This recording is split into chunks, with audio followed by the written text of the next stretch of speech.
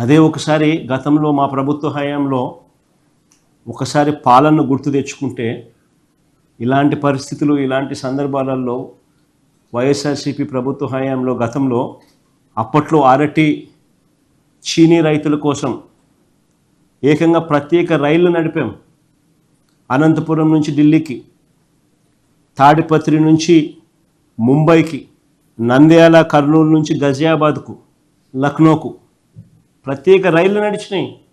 దీనివల్ల రైతులకు దళారీ బెడద తప్పింది. రవాణా ఖర్చు దాదాపు 40% తగ్గింది. ఎక్స్పోర్ట్స్ సైతం పెద్ద ఎత్తున అవైలబిలిటీలోకి వచ్చింది.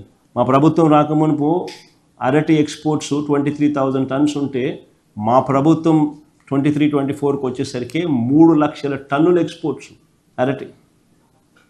ఇది ఎక్కడ 23,000, ఎక్కడ 3 లక్షల టన్నులు.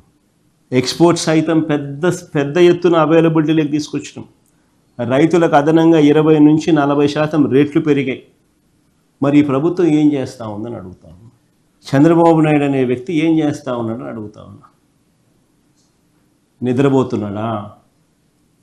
చంద్రబాబు నాయుడు గారిని గట్టిగా అడుగుతా ఉన్నా, నిన్ను ముఖ్యమంత్రిగా చేసింది ఎందుకు అని.